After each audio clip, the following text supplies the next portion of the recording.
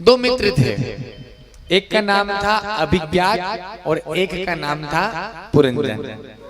क्या नाम था? एक का अभिज्ञात और एक का नाम था पुरंजन। एक दिन पुरंजन ने अभिज्ञात से कहा कि हे मित्र, देखो ये दुनिया कितनी सुंदर है और इस सुंदर दुनिया में आज हम दोनों घूमने चलते हैं। क्या बोलते हैं? ये जो इतनी सुंदर दुनिया है ना, इसमें हम घूम के आते हैं। अभिज्ञात ने कहा नहीं भैया, ये दुनिया भले कितनी सुंदर हो लेकिन यहीं पर आनंद लो, जहां पर हो वहीं पर। तो यह जो पुरंजन था वह मित्र कहने लगा कि नहीं नहीं, इतनी सुंदर दुनिया है तो हम तो जाएंगे और तुमको भी ले चलेंगे। अभिज्ञात ने कहा नहीं नहीं, हम तो नहीं जाएंगे, हम यहीं रहेंगे, तुमको जाना है तो तुम जाओ। अब पुरंजन ने कहा चलो ठीक है, मैं घूम करके आ जाता हूँ। तो अभिज्ञात ने कहा कि देखो इस सुंदर सी दुनिया में जा तो रहे हो, लेकिन ऐसा मत करना कि अपने मित्र को ही भुला दो, तो अपने मित्र को भूल मत जाना। तो पुरंजन कहता है कि नहीं नहीं भैया, तुम हमारे परम मित्र हो और तुमको थोड़ी ना भूलेंगे, हम तो बस अभी जाते हैं और अभी इस दुनिया में, सुंदर सुंदर दुनिया में भ्रमण करके वापिस आते हैं। अब गया पुरंजन घूमने के लिए, देखा कहीं पर हरियाली, कहीं पर क्या, कहीं पर नदी, कहीं पर पहाड़। इस सुंदर दुनिया में जब वह घूमने लगा तब उसको एक बड़ा सुंदर सा महल दिख गया। क्या दिख गया? बड़ा सुंदर सा महल। बड़ी सुंदर सी कथा है, ध्यान देकर सुनिएगा सभी, है ना। अब वह जो सुंदर सा महल था उसके 9 द्वार थे। कितने द्वार थे? 9 द्वार। अब इस 9 द्वार के सुंदर महल को इस पुरंजन ने देखा तो वहां जाकर के जैसे ही पूछा कि भैया ये महल किनका है, तो वहां पर एक बड़ी सुंदर सी स्त्री को देखा। उस स्त्री से पूछा कि आपका नाम क्या है? तो वह कहने लगी कि हमको भी नहीं पता कि हमारा नाम क्या है। तो उन्होंने कहा इस सुंदर से महल में आप क्या करते हो? कि मैं यहाँ की रानी हूँ और यहाँ पर ये जितनी भी सब सेनाएं सब मेरी है। तो तुम्हारा नाम कि बस नाम में मेरा नहीं जानती, तो रानी कब से होगी? क्या पता कब से मैं इस राज्य की रानी हूँ, इस महल की रानी हूँ। तो पुरंजन ने कहा कि देखो आप की शादी वादी भी कोई हुई कि नहीं हुई? तो वह कहने लगी कि नहीं, मेरा विवाह तो नहीं हुआ। तो पुरंजन ने कहा कि मुझसे विवाह कर लो, बड़ी सुंदर हो आप। तो वह कहने लगे कि चलो ठीक है, हम आपसे विवाह कर लेते हैं। अब इनका नाम तो था पुरंजन और उनसे विवाह कर लिया तो उसका नाम क्या हो गया? पुरंजनी। वह पुरंजन और पुरंजनी। अब तो पुरंजन और पुरंजनी इस 9 द्वार के सुंदर से महल में रहने लग गए।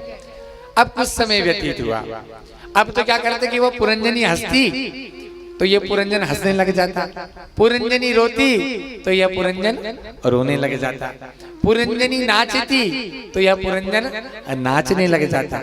मतलब जो पुरंजनी करती यह इतना पुरंजन उस पुरंजनी में लग गया, इसका मन इतना उसमें लग गया, लिप्त हो गया कि जो वह पुरंजनी करती वही पुरंजन करने लगा। अब दोनों सुख पूर्वक रहने लगे। इनको पता ही नहीं लगा कि इनके दोनों के आपस में रहते रहते कि कब समय बीत गया। अब एक जरा देवी थी, वह बड़ी कुरूप थी देखने में, बड़ी कुरूप। जो इसको एक बार देख लेते या जिस किसी के पास भी जाती और जाकर के कहती कि हमसे विवाह कर लो तो वह भाग जाता। इतनी कुरूप थी देखने में। जिन जिन के पास यह गई, यह जरा देवी, उसने उनको कहा कि हमको आपसे विवाह करना है, लेकिन जरा देवी से किसी ने भी विवाह नहीं किया। तो जरा देवी ने एक चंडवेग नाम का था, उसको भाई बना लिया। कह दिया भैया मैं आपकी बहन हूँ। चंडवेग ने कहा कि हाँ तू मेरी बहन है, अब ये बता कि मैं तुझको क्या दूं? तो यह जरा देवी कहती है कि यदि मुझको कुछ देना चाहते हो तो वह एक पुरंजन है, उससे मुझको विवाह करना है। यदि उस पुरंजन, लेकिन उस पुरंजन की एक पत्नी है जिसका नाम है पुरंजनी, और वह पुरंजन जो पुरंजनी कहती है वही करता है। तो अब एक काम करो कि उस पुरंजन से मेरा विवाह करवा दो। पुरंजन को अब समझाए तो कैसे समझाए? तो यह जो चंडवेग नाम का उस जरा देवी का भाई था, इसके पास सैनिक थे 365 तो काले और 365 गोरे। इन 365 काले सैनिकों को और 365 गोरे सैनिकों को उसने पहुंचा दिया आक्रमण करने के लिए। यह 365 सैनिक तुरंत गए जरा देवी को लेकर के, चंडवेग को लेकर के, और वह जो 9 द्वारों का जो महल था, सबसे पहले तो वह जो 9 द्वार थे वह खंडित कर दिए, एक के बाद एक 9 द्वार खंडित कर दिए। और खंडित करने के बाद उस पुरंजनी को मार दिया।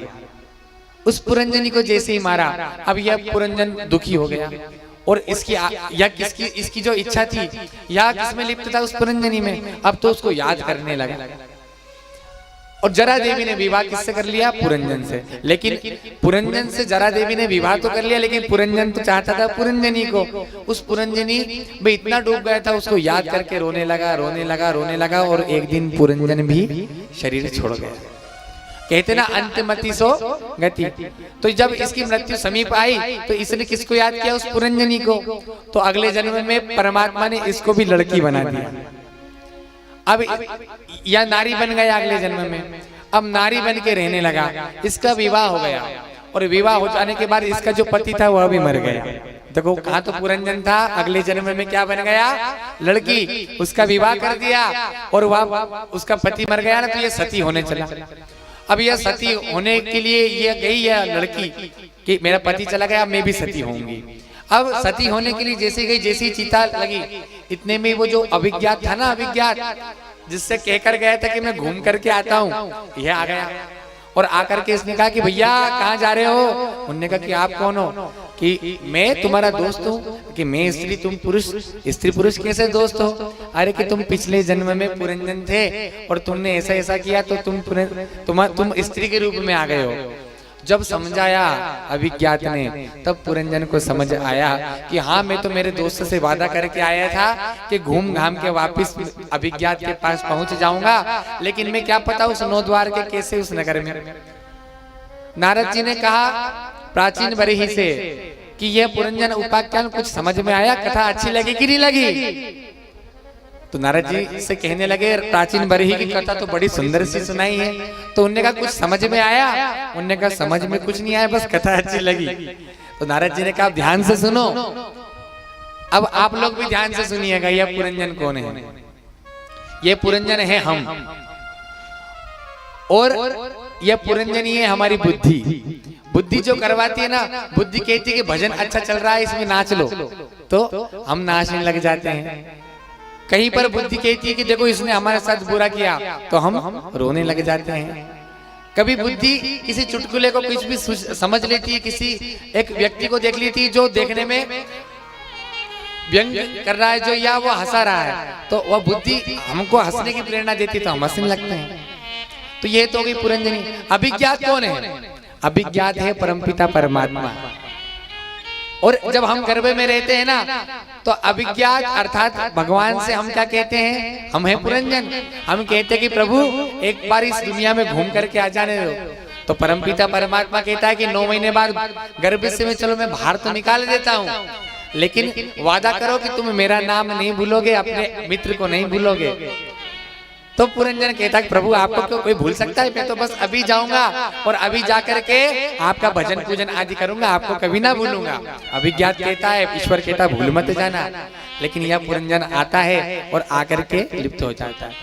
अब 9 द्वार कौन से हैं? 9 द्वार है हमारी 2 आंखें, 2 कान, नाक, हमारे मलमूत्र आदि, यह 9 द्वार है। अब इनसे अब ये बताओ आप एक बात, ये जरा देवी जो आई थी ना, जरा देवी विवाह करने के लिए कौन है? जरा का अर्थ होता है बुढ़ापा। अब हम में से कौन चाहता है कि हमको बुढ़ापा आ जाए? कोई चाहता है क्या? जरा देवी इस पुरंजन नाम के शरीर से विवाह तो करना चाहती है, लेकिन जरा देवी से कोई भी विवाह नहीं करना चाहता।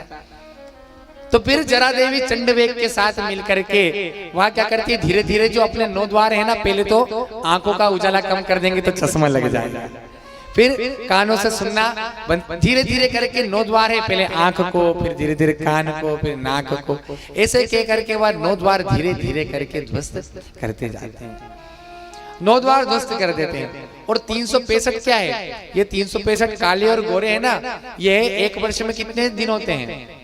365। गोरे सैनिक मतलब दिन और काले सैनिक मतलब रात, या गोरे और काले सैनिक मतलब यह दिन ब दिन हमारे 9 द्वार के जो या इंद्रियां हैं इनको शिथिल करते हुए इनको विदीर्ण कर देती है।